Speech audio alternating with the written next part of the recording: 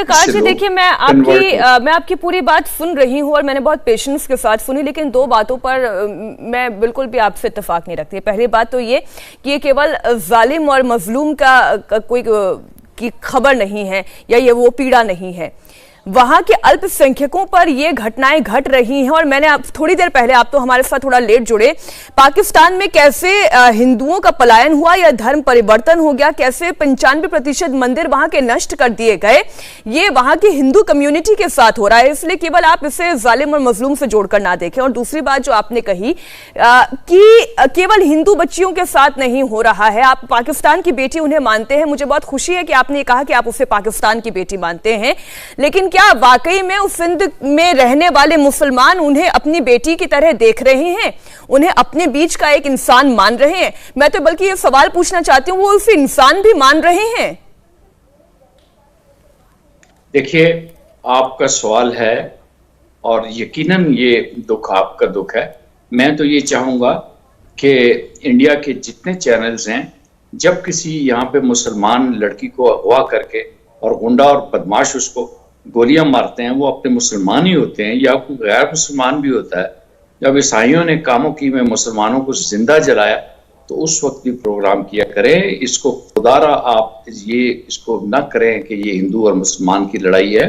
मैंने डरकी में पीरा परचूंडी के घर में अनगिनत हिंदू औरतों को काम करते हुए देखा, मर्दों को काम करते हुए देखा, और वो हिंदू हो के भी अपने धर्म के ऊपर वो डटे हुए।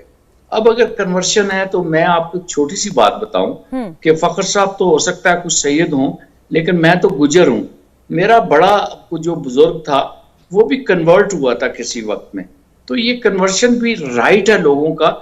नहीं, इफ्तिकार जी देखिए, ये बिल्कुल सही बात है। अगर कोई अपनी इच्छा से कन्वर्ट होना चाहे तो उसमें कोई गुरेज नहीं है, लेकिन जब जबरन ऐसा माहौल बना दिया जाए जहां माइनॉरिटी कम्युनिटी को ये डर दिखाया जाए, जहां बेटियों की इज्जत का खतरा बना रहे, जब उनके माँ बाप डरने लग जाएं कि बच्चियां घर से ना निकलें, जब उनके मंदिर नष्ट किए जाने लगे, तब ये कन्वर्जन खुद से अपनी इच्छा से किया गया कन्वर्जन नहीं कहलाया जाएगा। संगीत रागी जी को भी अब मैं इस डिबेट में शामिल करना चाहती हूँ।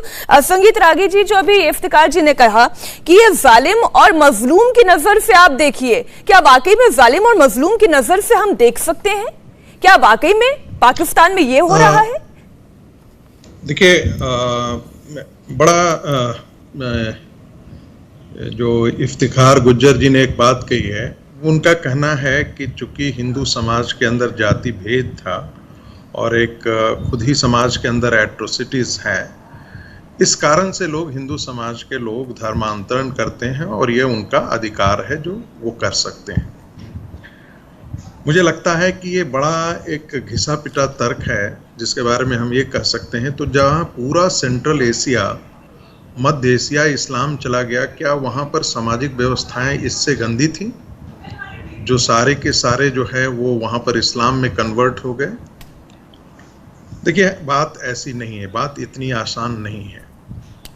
देखिए, एक सबसे पहले आपको समझना होगा कि कहाँ से मानसिकता आती है। जब आप कहते हैं कि हम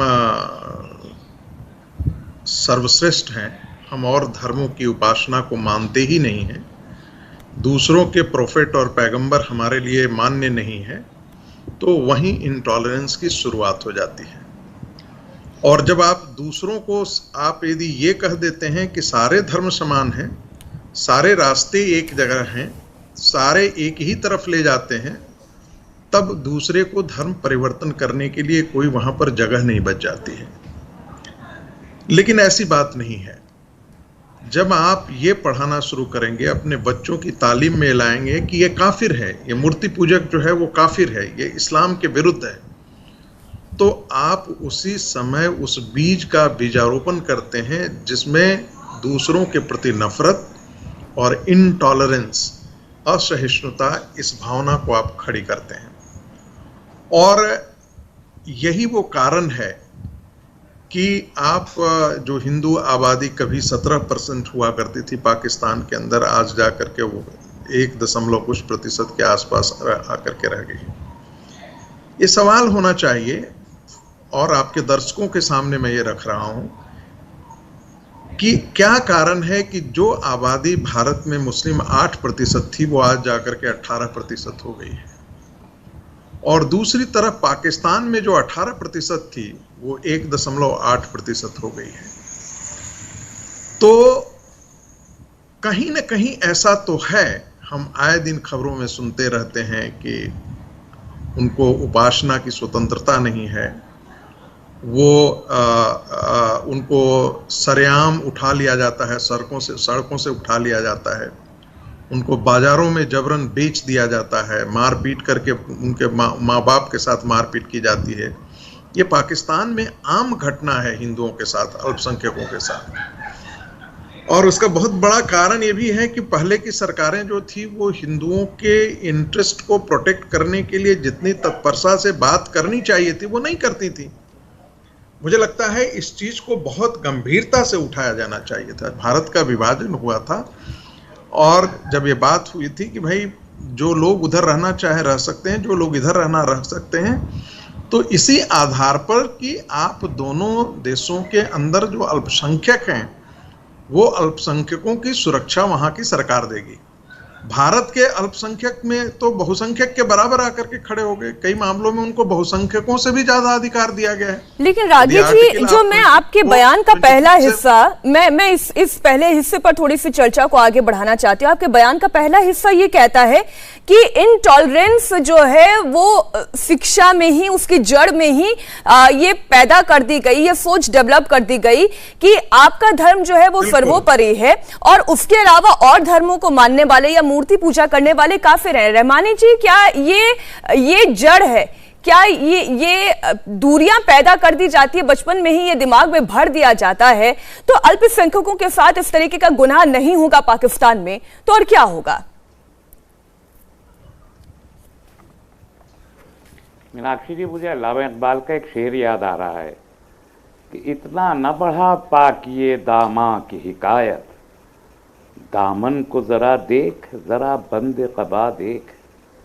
आप क्या चाहती हैं कि मैं इंडो पाकिस्तान के बीच जो प्रोपेगेंडा वार चल रही है मैं उसका एक हिस्सा बन जाऊं, या इंटरनेशनल प्लेटफॉर्म पर इंडियन माइनॉरिटीज़ को लेके जो चर्चाएं चल रही हैं, या पूरी दुनिया में इस्लामोफोबिया को लेके यूनाइटेड नेशंस बोल रहा है कि 15 March shall be the anti Islamophobia day, जिसका हमारे देश ने वहाँ पर वोटिंग में तो सपोर्ट किया लेकिन वैसे एतराज़ किया। या टी.एस. त्रिमूर्ति साहब ने यूनाइटेड नेशंस में जो कहा कि हिंदू फोबिया को भी रिकॉग्नाइज करना चाहिए, सिख एंड बुद्धिस्ट फोबिया को भी रिकॉग्नाइज करना चाहिए, उसको प्रमोट करने के लिए मैं यहाँ बैठ के डिबेट करूँ या संगीत रागी से सीखूं कि इस्लाम क्या होता है और इस्लाम की शिक्षा क्या है, ये मुझे संगीत रागी सिखाएंगे।